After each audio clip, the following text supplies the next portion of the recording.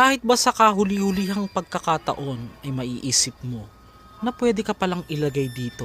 Bakit nga ba iniligay ang kain ito sa mga sisidlan ng yelo?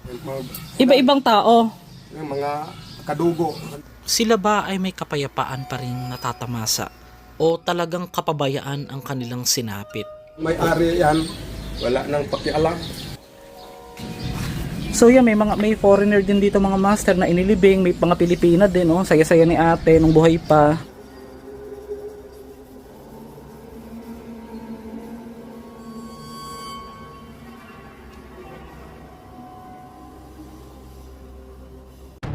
Mula Davao City ay inimbestigahan natin papuntang Cebu ang isang sementeryo na minsan na nating napuntahan, pero magpahanggang ngayon ay mas dumami pa at lumala ang kanilang sitwasyon. Pero pasintabi lamang at bawal po ito sa mga sensitibong tao. Ang aking masayang gala sana ay nauwi sa pag-iimbestiga at pangangamusta sa sementeryong ito na bakit ba hanggang ngayon nananatiling ganito ang kanilang sitwasyon. Bago ang lahat ay baka po mabigla kayo. Magmula ngayong araw kasi isasama na natin ang napakagagandang drone shots na aking nagawa sa pag-iikot sa buong Pilipinas. Kasama na ang mga lugar kung saan tayo nag-vlog, kagaya nitong sa Cebu. Para hindi lang natin masusulit ang mga lugar ng kababalaghan, ay narito din tayo upang maengganyo kayo sa naggagandahang mga lugar sa Pilipinas. At palagi kong ihahatid sa inyo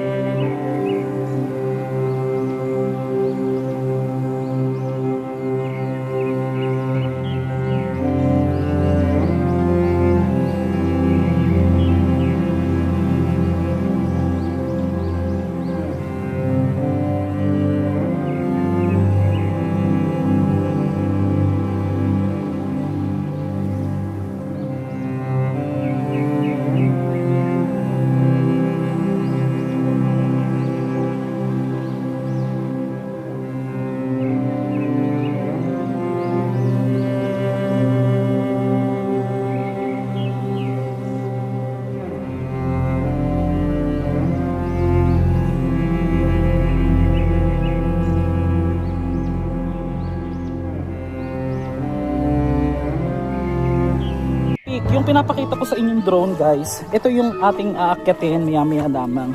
Ito yung magandang mga part ng mag-picture-picture ka dyan. May mga malalaking bato. Pero handa mo yung sarili mo kasi medyo aakyat ka ng sobrang taas.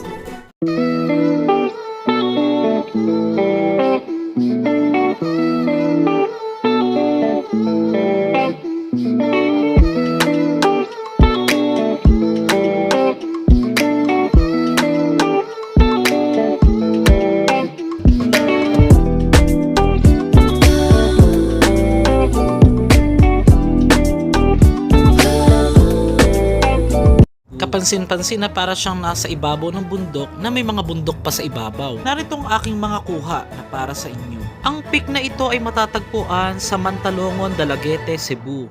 Ang Dalaguete o Dalaget ay tinatawag ding vegetable basket ng Cebu dahil sagana ito sa napakaraming gulay na siyang iniaangkat hindi lamang sa Karatig Bayan kundi halos sa buong Cebu City.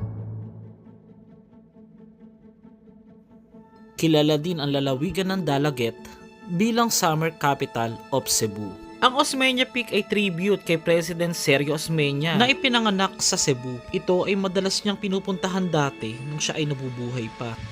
Isa din itong tinuturing na isa sa pinaka-highest points ng Cebu na may taas na 1,013 meters o katumbas ng 3,000 323 feet. Kitang-kita nga dito ang coastline ng Cebu, Negros Oriental, ang katabing isla ng Mualboal, at maging ang Tagbilaran, Bohol ay makikita mula rito. Pero kung nasa tamang posisyon ng mga ulap, kung nandito ka, ma-enjoy ang panoramic views at ang paligid dito na napakagandang landscape na hindi mo na kailangan pumunta pa sa napakalayong mga lugar na nakikita sa Indonesia at Thailand. Lubos ako namamangha dahil halos kaparehas nito ang sa Chocolate Hills.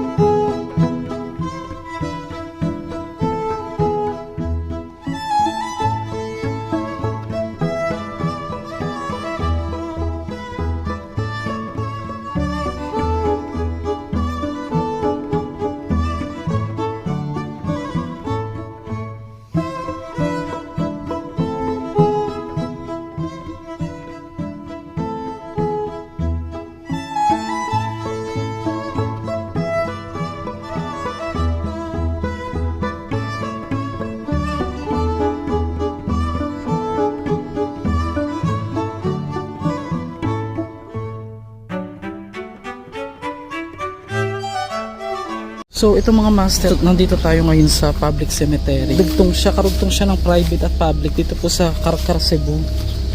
Meron tayo dito pupuntahang puntod ng isang lola. Kasi medyo warning. Medyo maselan po yung topic. Ano ito? Kasi hindi ko alam kung puntod ito guys. Tapos parang siyang may angel. Ano ba yan? Angel ba yan? Or something? Tapos meron tayo dito nakitang musileo. So ito mga master, nandito tayo ngayon sa public cemetery. Karugtong siya ng private at public dito po sa Carcar, Cebu.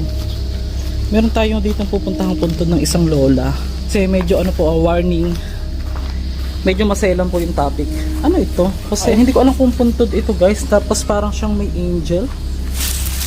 Ano ba yan? Angel ba yan? Or something?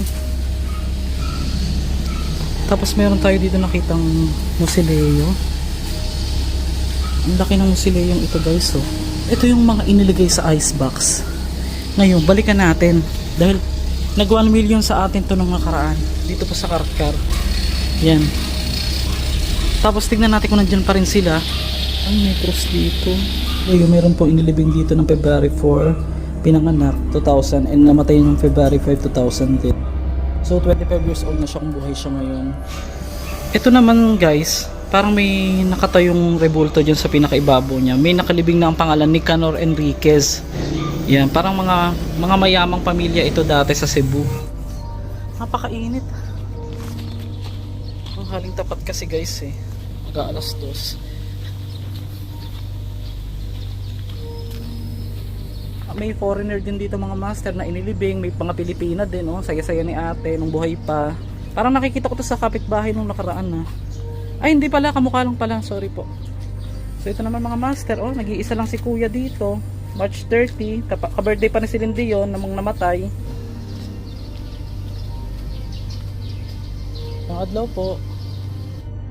Ang sadya ko talaga dito yung isang lola dahil ang kanyang pinakaitaas na bahagi ay nakahiwalay na nung nakita siya sa kanyang bahay. Sa resulta ng investigasyon na hindi naging kumbinsido ang pamilyang maniwala dahil di umano ito daw ay foul play. Dahil doon sa pinanggalingan ng bahay ng lola ay nakitang may kagamitan ng mga itak at kutsilyo. Dahil sa walang kasama't nag-iisa sa buhay ang matanda ay lumabas na natural death ang kinamatay nito at nakita ang nakahiwalay ng pinataas na bahagi dahil umano sa isang aso o ear upang mahiwalay ang pinakaitaas na bahagi o ang ulo. Pero magpahanggang ngayon ay misteryoso pa rin ang kanyang kamayan. Takot? Oo. Yung mga natatakot, yun yung tatakutin. Tay, mga tana lang ko, kinsa nagbutang ani, diri ba? Nag-make up ba sa angel ba? O ano ba nagmurag murag demonyo ba? Natawa si tatay. Sorry guys yung inaano ko lang si tatay kasi sabi niya yung nag-make up daw pala nito yung naunang ano sa Polterero tay? Ah, tingnan nyo guys, oh. Ang ginawa niya, natingala ko ba? Sabi ko, angel man eh. Nagduha-duha ko ba? Bakit ginanto niya yung angel? Ginawa niyang demonyo. Ayan, no? Inanohan niya, pinintahan niya ng ganyan yung mga angel. Ah? Na-addict sa drugs yung nagpinta niyan? Ay, kaya. Pati iyan, pati ito. Tay, tanong ko lang bakit kasi nabalag ko man to sa una, nabidyohan ako sa una. Meron pala akong makapanindig balahibong na i-record habang tinatanong ko si tatay tungkol sa mga naka-icebox na mga namayapa. Dito'y maririnig nang wala tayong inilagay na kahit ano bang background music at makikita sa paligid, pakinggang mabuti. Pero take note, hindi ko po ito narinig nung nandito ako. Hindi nakabili ng Ng, hindi nakapagawa ng yung siminto. oo, Yung siminto. oo, Yung siminto. oo. Kasi walang pera, bumili na ng ice bucket. Bakit pwede naman pong sa ibang bakit po sa icebox talag? Hindi pa man gumawa ng lagyan na ng buto. Yung mga kamag-anak po ang nagpalit. Oo. Nagustuhan nila yan. Ako, bakit po umabot ng magwawa niyan na hindi yung mga inilagay sa icebox, bakit po umabot hindi pa nila naayos ganon? Alam naman natin na ang icebox ay lagayan ng yelo na tinatawag ding cooler, at hindi lang ito nilalagyan ng yelo kundi ito ay imbakan din para tumagal ang lamig o di kayo ma-preserve pansamantala ang mga nais nating ma-preserve. Pero dito ko lang nakita sa sementeryong ito na pwede palang gamitin upang paglagyan. Kasi Wala nang yung may-ari yan, wala nang pakialam. ala, Kasi buto na yan. parang ginawa nila, nilagay na lang sa icebox, ganon. Tay, hindi po nagalit ang City Health diri ba na bakit nandito lang sila? Pero malinis, limpyo ang sementeryo, kaso diri ba sa Dapita? Sabi nga ni tatay ay matagal na siya nagsusuportero rito, pero wala naman doon siya nakikitang pumunta rito ng mga taga City Health at hindi naman ito kine-question. Pero bilang concern, kahit ako ay hindi taga Cebu, ay para na rin sa kalinisan dahil hindi naman natin alam na ang mga ito ay kung ano-ano ang mga cause ng kamatayan nila. Hindi ba mas tama na ilagay ito sa isang lugar na hindi naka-open sa public kahit ba sabihin natin na nakalagay ito sa mga box o sa mga ice box? Ilang taon ka ng suporterero, tay? Dugay na. 3 year dito 3 years dito, pero sa buong buhay, yung nagsimula ka ba? sa school sa Mother Mary. Kabilang sa pagiging suporterero ang pagdadamo o pagpapanatili ng kalinisan ng isang sementeryo. Pero si tatay ay hindi raw siya nagbubungkal ng mga yumao o nakikialam sa mga trabaho ng pagbubungkal o paglilipat ng mga patay. Kundi siya ay isang grass cutter dito na 3 taon nang nagtatrabaho. Naapay yung mga nakalibing, nakalagay sa icebox. Sa likod, marami pa dyan. Sa likod, marami na. Ay, oo, ito pa rin. Hanggang sa may green na kulay. Ay, ito ba yung pinakatambakan dito? Ang dami, tay. Hindi pa rin pala nawala? Nadagdagan pa, tay? Tay, oo. Ay, oo. Umuulang si tatay. Charin. Anong plano dun, tay? Dun sa mga nasa likod po na yun? Anong plano po dun? Naghintay na lang sila paggawa ng dito, lagyan ng buto. Hindi naman inumpisahan. Sabi ng mayor, gumawa dito ng mga box para lagyan ng mga buto. Kaya nga po, ako din sana, siyempre ako, pag bablog lang menteryo, mahiling din ba sa mayor ba na maayos ba? Dito, hindi man. Yung bago? Hindi, yung bago po. Yung mauupo ba? Yung bagong mayor, Karon, mahiling ba natin ba na if ever ba matanaw ng mga taga City Hall ni hindi nagpunta dito. Yung mga tao lang niya, mga konsihal dito nagpunta. May bago. Kaya na halo-halo ng buto yan.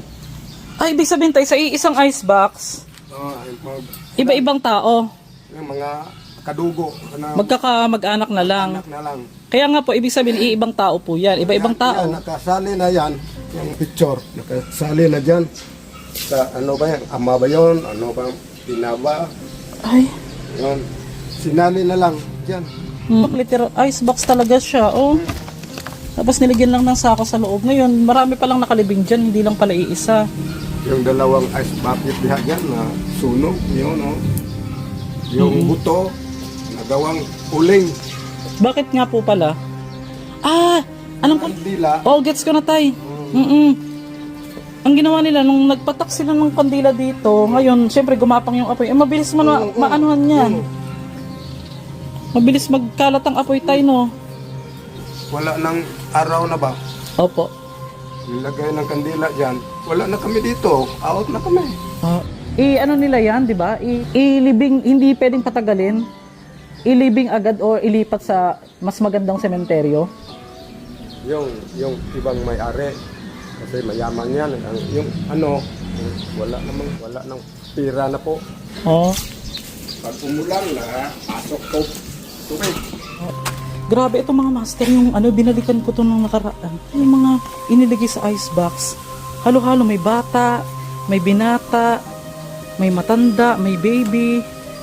Ngayon, kaya do pala hindi pala iisang tao lang mga master ang mga icebox na yan. At ang kasagaran daw, yung iba nasusunog daw yung kadalasan.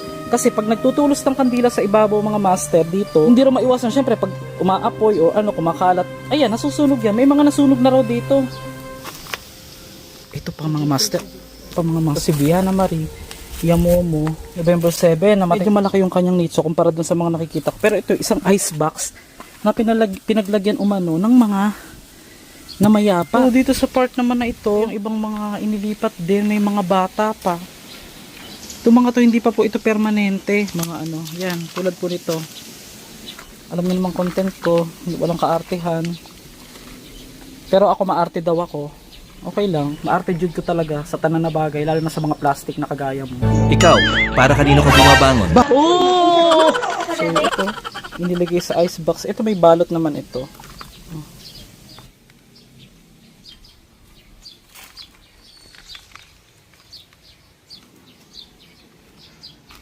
Hayaan nyo na. OA naman talaga si Master G. Alam nyo naman ako, OA sa lahat ng bagay. Charis. Ay, oo nga. Tumutulo pa, guys. Pasin tabi. Ayan, pumapatak pa kanina. Ayan. Kita nyo? Pumapatak mga master. Nagpawisa na pumapanood dito ng City Health. Concern lang naman po ako, guys, ha. Parang documentary lang ito. Wag nyo po akong i-bash.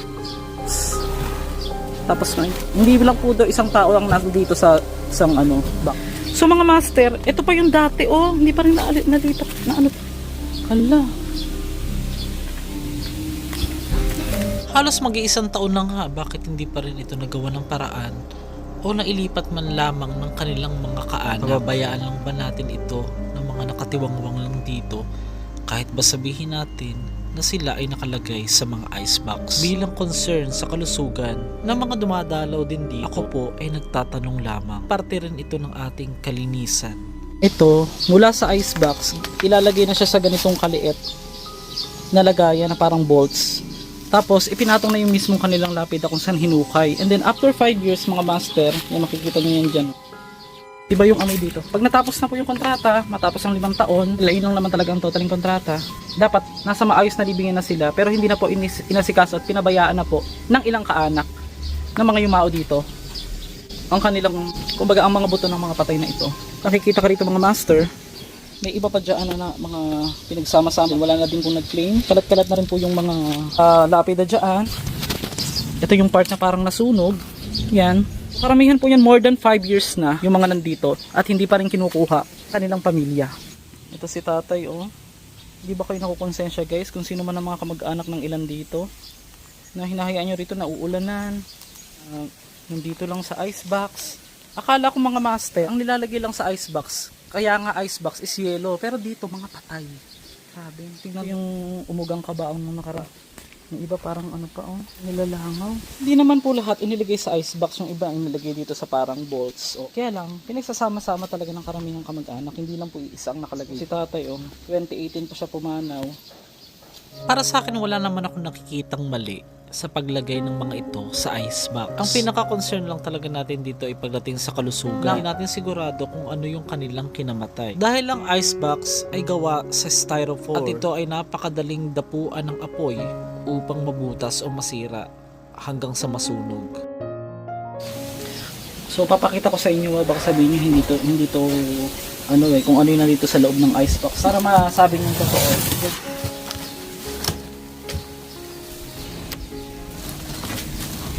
Yan. Meron po talaga yan. babae yung ano, hindi nila inaasikaso tayo naman. Hindi naman po talaga totally ang may kasalanan talaga niyan is City Hall. Ang talagang may kasalanan din po niyan yung mga ibang kamag-anak na pinabayaan. Oo. Ang gawain lang naman po talaga ng City Hall tayo, di ba, yung maglagay ng mga libingan, mga ganyan, yung paglalagyan po. Kaya lang, syempre, pag natapos yung kontrata, nasa batas naman po yun, di ba? Kailangan iayos na ng mga kamag-anak. Yung mayor, sabi ng mayor, walang income kasi hindi naman na-ariglar ang ano dito, libingan.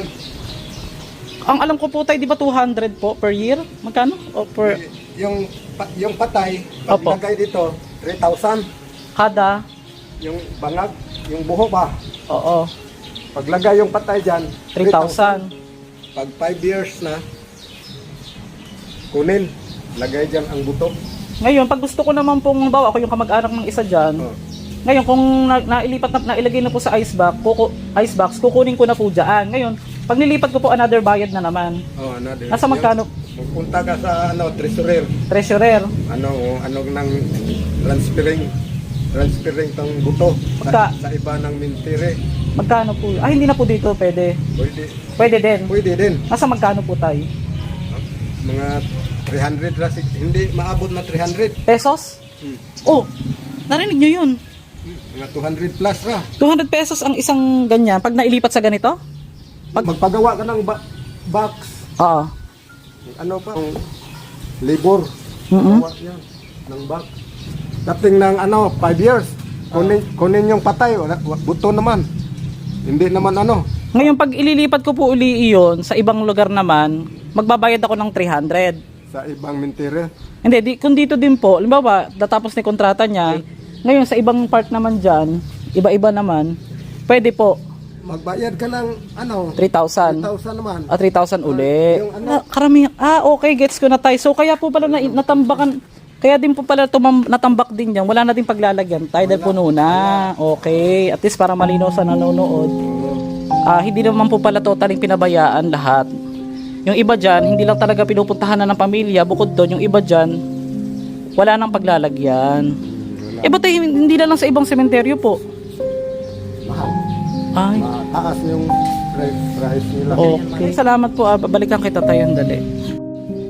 So yan, may foreigner din dito mga master na inilibing, may mga Pilipina. Kung pwede lang halos lahat ay ganito dapat. Kaganda ang kinilalagyan. Pero dahil wala na silang buhay ay hindi na sila makakapagsalita. At pinatutunayan lamang ng isa sa ating mga content na gaya nito na ang kanilang alaala ay nasa loob na lamang ng isang icebox.